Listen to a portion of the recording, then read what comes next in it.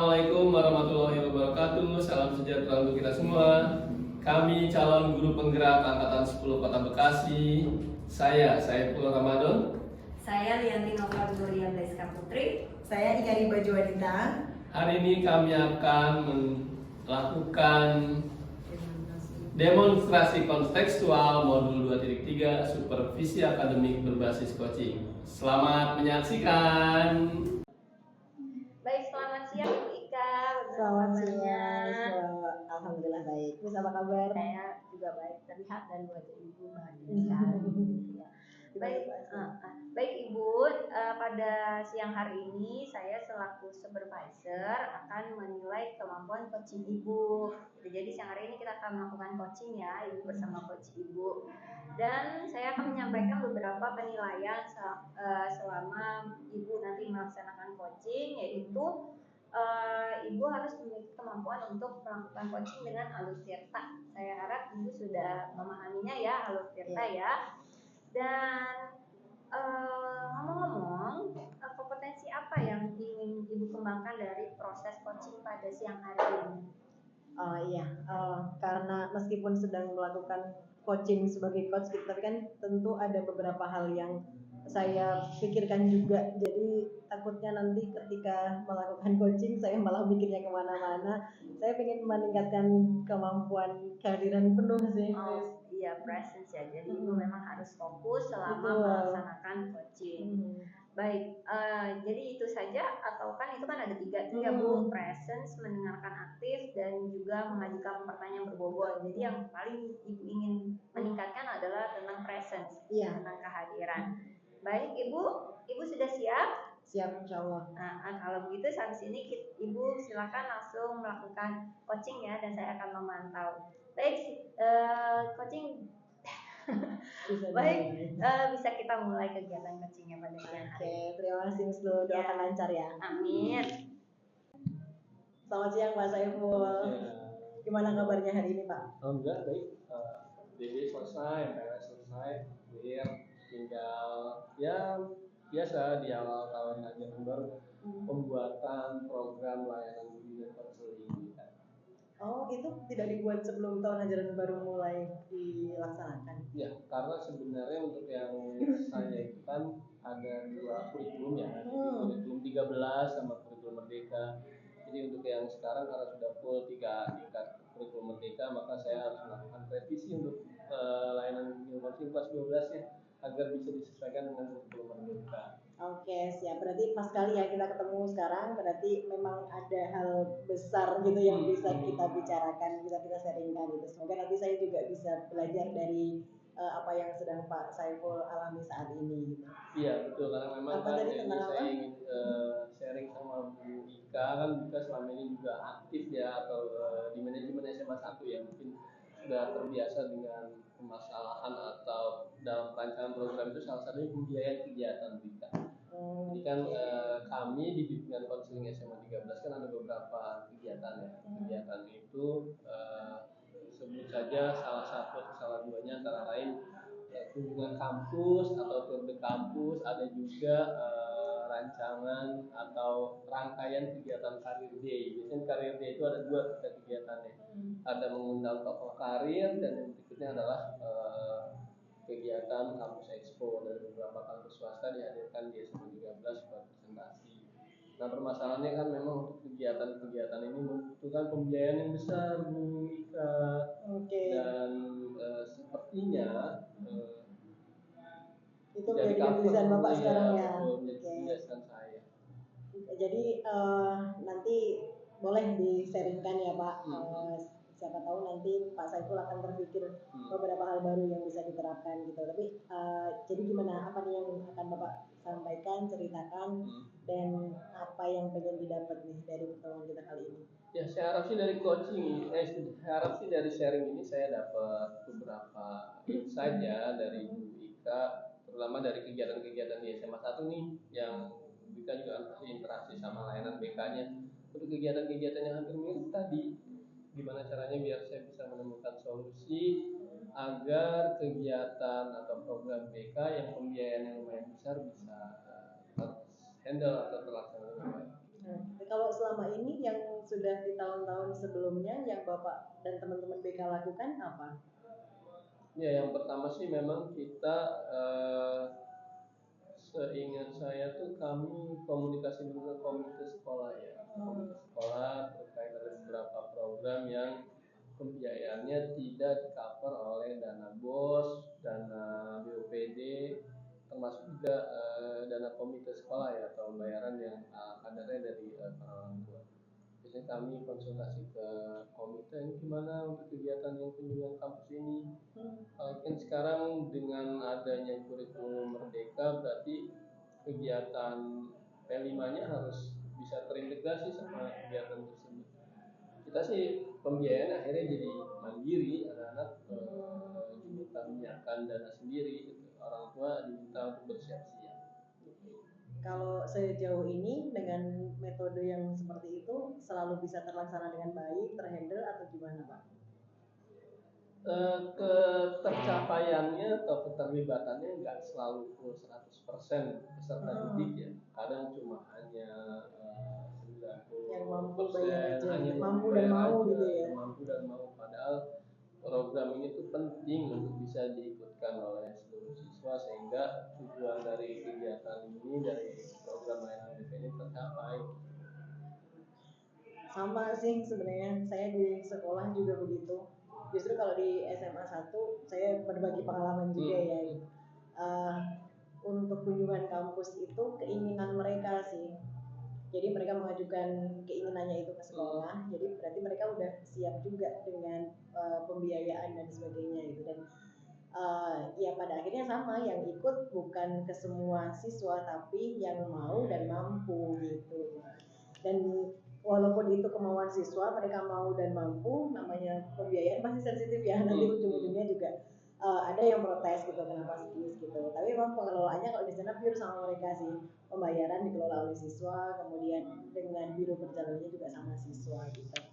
Nah ini kan terjadi dan selalu terulang setiap tahun, tapi memang menjadi kebutuhan di sekolah ya Pak untuk mengenalkan dunia kampus sama anak-anak gitu, entah kelas 10, 11 atau 12 gitu. Bapak udah punya strategi baru mungkin di tahun ajaran baru ini supaya lebih efektif terlaksana dengan baik Pak, yang tadi apakah akan mengundang atau mengajak anak ke kampus gitu, kira-kira yang mana? Ya kalau dari tadi saya dengar pengalaman Bu Ika ya, mungkin memang yang pertama itu harus ada polling dulu ya. Jadi polling dulu, nanti mungkin anak-anak diminta secara sadar, secara realistis mengajukan tujuan kampus yang ingin dikunjungi. Jadi kalau sebelumnya mungkin dari sekolah yang menentukan ke Malang, ke Brawijaya, nah mungkin kalau dari siswa mungkin nanti anak-anak yang bisa mengukur ya, apakah mereka cukup ke Bandung saja, seperti misalnya mengunjungi ITB, terus kemudian IPDN mungkin, atau plus 4 atau plus UPI mungkin bisa dari seperti itu.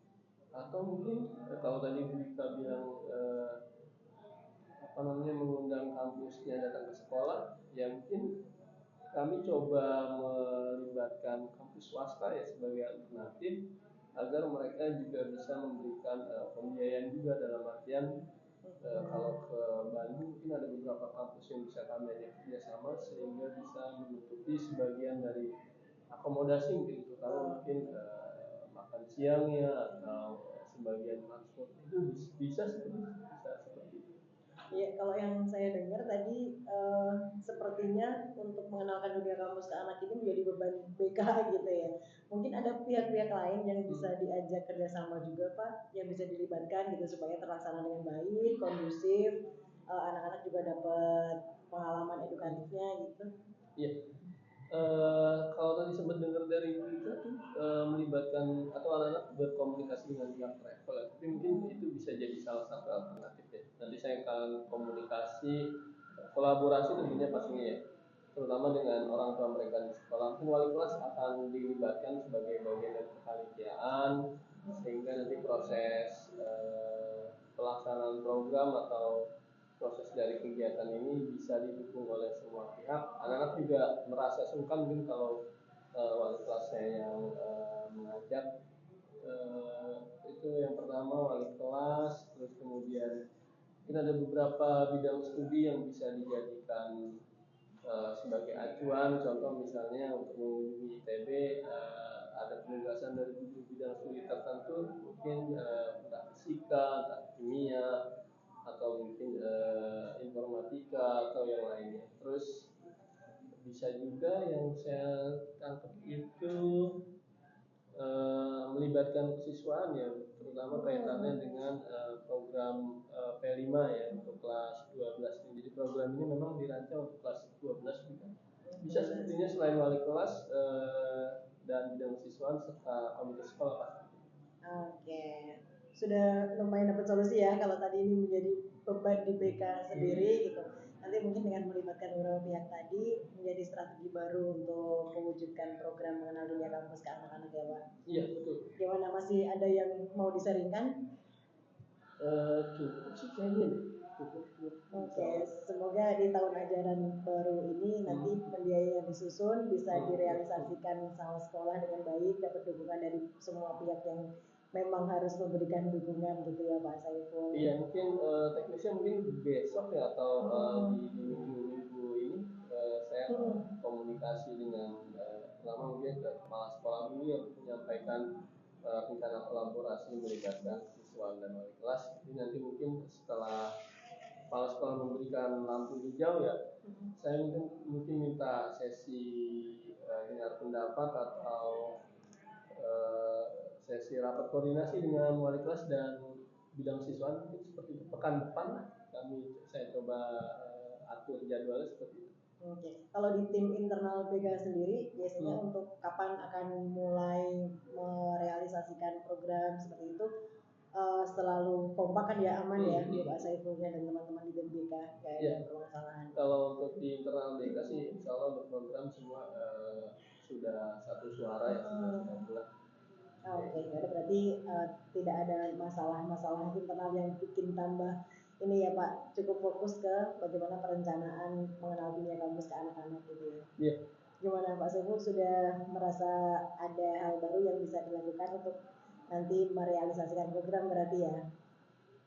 Bisa, sudah alhamdulillah sudah ada insight dari pengalaman buka di SMA 1. Oke, kita cukupkan berarti ya obrolan kita siang hari ini. Semoga semua program waktunya Pak aman. Semoga semua program yang kita rencanakan untuk anak-anak berjalan dengan baik. Terima kasih Pak Saiful sharingnya. Kita akhiri ya. Iya, sama-sama. Selamat siang. Oke, thank you. Baik, selamat siang Ibu Ika. Selamat siang Miss. Kembali lagi ya. Iya. Kita diskusi lagi soal coaching tadi. Gimana perasaannya setelah melakukan coaching? Alhamdulillah, saya juga merasa mendapatkan pengalaman baru gitu ya. Karena kan Pak Saifulnya menceritakan banyak hal tentang pengalaman di sekolahnya, tentang program BK, kemudian strategi merealisasikannya gitu. Apakah Ibu sudah mulai berbicara tentang kompetensi yang presence kan Ibu bilang kan pengen meningkatin. Apakah sudah mulai Ibu bisa fokus mendengarkan coachingnya? Tadi sih di awal-awal justru saya kepikiran, kalau di sekolah saya gimana ya gitu kan. Nanti tahun depan gimana ya. Tapi karena pengen melakukan yang sama juga, semoga strategi yang disampaikan Pak Saiful bisa menjadi pembelajaran yang saya terapkan di sekolah. Jadi mulai bisa fokus untuk hadir sempurna sepenuhnya gitu, menyimak apa yang disampaikan oleh coach. Iya, tadi saya juga melihat proses coachingnya juga sudah sangat bagus. Juga saya sudah lihat alur ceritanya juga sudah berjalan dengan baik ya. Ibu mampu menanyakan tujuan, melakukan identifikasi, dan Ibu juga bisa merespon permasalahan dari Bapak Saiful juga dengan baik gitu. Kan permasalahannya tentang ini ya, gimana tentang pembiayaan kegiatan misalnya. Lalu Ibu juga menanyakan juga tentang siapa-siapa saja yang bisa diajak untuk bekerja sama dengan Pak Saiful, dan itu bagus sekali sehingga coach tidak berjalan sendirian gitu kan, dia bisa mengajak orang lain untuk melakukan misinya atau visinya gitu ya. Oke, jadi setelah tadi melakukan coaching, apa ada lagi yang kompetensi yang ingin Ibu kembangkan? Oke. Kan tadi saya sebenarnya pengen beliau mengemukakan banyak hal gitu ya, supaya apa yang menjadi kegelisahan Pak Saifulnya bisa menjadi sebuah solusi gitu. Mungkin nanti ke kompetensi yang ingin saya kembangkan lagi adalah mengajukan pertanyaan yang bermakna gitu. Jadi dengan apa yang saya tanyakan, beliaunya memang bisa mengemukakan apa yang selama ini menjadi kegelisahan permasalahannya di sekolah gitu. Saya mendoakan supaya ibu bisa semakin kedepannya boleh semakin lebih baik, terutama dalam hal coaching ini ya ibu ya, dan bisa ibu mengimplementasikannya juga di sekolah bersama rekan-rekan kerja. Baik, saya rasa observasi dari saya sekian ibu. Kesimpulannya ibu luar biasa sekali, hebat, bagus sekali. Semoga kedepannya boleh semakin lebih baik lagi. Terima kasih Miss. Iya, itu saja dari saya. Terima kasih dan selamat siang. Selamat siang Miss.